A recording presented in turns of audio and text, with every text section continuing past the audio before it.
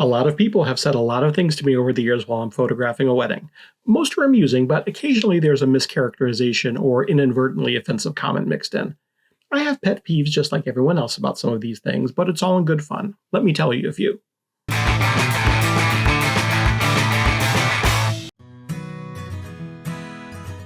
This is probably the one I hear the most. If I'm feeling snarky, my response is, "Thanks, I taught it everything it knows." I know why people say this. It's meant as a compliment, but it removes whatever skill or experience I or you as the photographer bring to the equation. Last year I was at a wedding and a guest asked me to take a picture of him and his girlfriend. Naturally I said yes because that's what I'm there for. They happened to be standing in a sweet spot where my off-camera lighting would hit them from perfect angles from both in front with a nice rim light behind them. They were standing in front of French doors, which framed them perfectly, and I was already set with a shallow depth of field to separate them from the background. I fired off a couple of frames, and it's one of those situations where you know you got a nice photo of someone. The guy asked me to see one, and as you might have guessed, his pleasantly surprised comment was, "Wow, your camera takes great pictures." I said thank you and continued on with my day. I'm not really sure why people ask this one. Maybe it's related to the "your camera takes nice pictures" comment. For a lot of people, photography is kind of a mystery. Everyone has a camera in their phone, and everyone is used to using that on a regular basis, so when they see the equipment I bring to a wedding, I suppose it's natural to wonder why the professional uses the tools they do. But at the same time, you don't typically ask people how much their car costs them, or what they paid for their house, or how much that suit set them back. I chalk it up to either wanting to engage with me in some way, but not knowing exactly what to ask, or just general small talk. This is a tough one because I learned early on it's never a good idea to tell clients or guests the total number of frames you've taken at a wedding or at an engagement session or what have you. The difference between what you shoot and what you deliver is often vast. If they know you've taken, for example, 2,000 frames over the course of the day and you deliver 400 or 500, if people don't understand the photographic process, they're going to wonder what happened to the rest.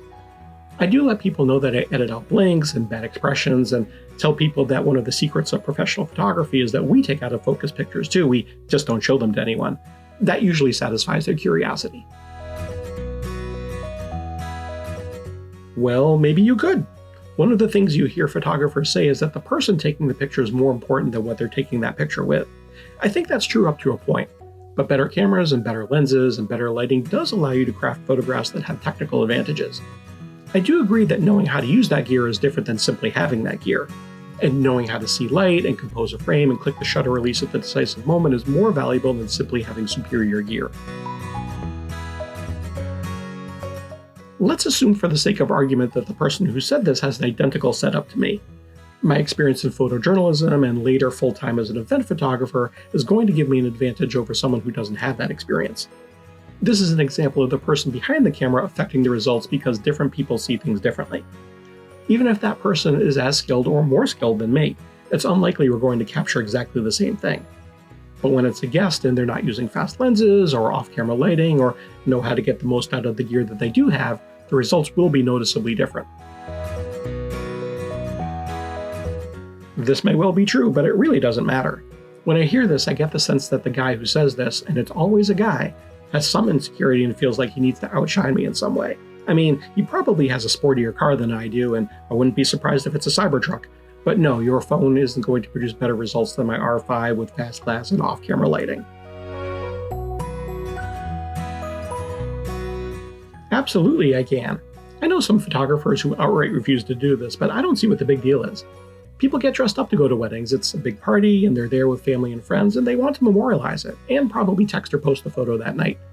It's going to take me some time to cull and process and deliver the images, and then it's up to the couple to share them with their guests. So if they hand me their phone and ask me to take a picture, I feel like that's part of the job.